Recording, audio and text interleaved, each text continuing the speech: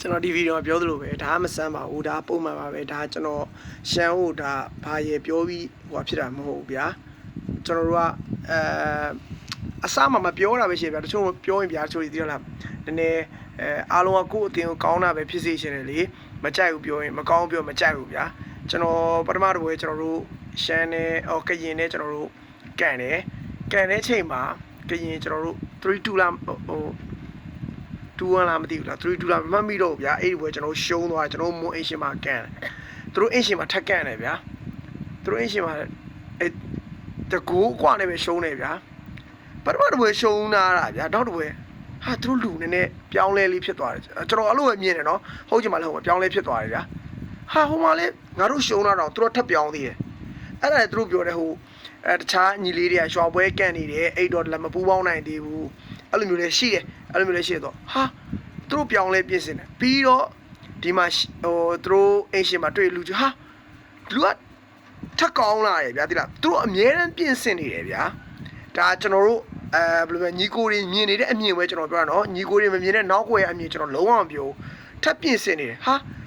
နံပါတ်5ပြန်ပါလာနံပါတ်5ဆိုတာဗျာကျွန်တော်တို့ U18 ပထမတစ်ချိန်ဖလားရတယ်ဗျာအတင်းကောင်းဆောင်တို့ကောင်းတယ်ရှေ့ထဲမှာခိုးတင်မြအာကသိပ္ပံညီလေးတို့ကောင်းတဲ့ချိန်မှာကျွန်တော်အဲ့နံပါတ်5လေးကျွန်တော်ကြိုက်တယ်တောင်မန်ဆော့ဟိုဗာလဲ cyber ဆော့ညီလေးဒီကောင်တို့သွားနိုင်တယ်ဗျာ cyber အခုဒီနေ့တော့ဒီကောင်ကပတိန်လားမသိဘူးတော်လုံးနိုင်နေညီလေးဒီကောင်ပြန်ပါလာကျွန်တော်ရဲမတွေ့ဘူးသတိမထားမိဘူးနောက်ပွဲတပွဲတဲ့တပွဲကျွန်တော်ပြောခဲ့တယ်မို့လားကရင်ကတပွဲတဲ့တပွဲတော့ပိုကောင်းခဲ့ပါတယ်လို့ဆိုတော့ဟာကျွန်တော်တို့နဲ့ဒုတိယပွဲကျွန်တော်တို့ခြေဆန်းလိုက်တဲ့အချိန်မှာကျွန်တော်တို့သိပါတယ်ကရင်ပဲလို့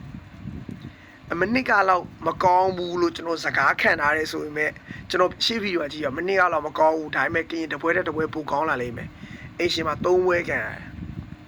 ဘောင်း5ပွဲဖြစ်သွားပြီတပွဲရဲကြည့်တော့ဒီတော့သူအများကြီးလို့ပြခဲ့ပါပြီကွင်းကြီးမှာဆိုရင်ကရင်ကအများကြီးပြောစရာမလို top 4ထည့်လိုက်တော့ဒီကလားဒါပုံမှန်ပါပဲကွင်းကြီးမှာကရင်ကိုအများကြီးပြောစရာမလို top 4ထည့်လိုက် CV5 နဲ့ထည့်ထားပေးလိုက်ပြီဗျာဒီလားကရင်ပါပဲတလုံးလို့မရဘူးကျွန်တော်ပြောလား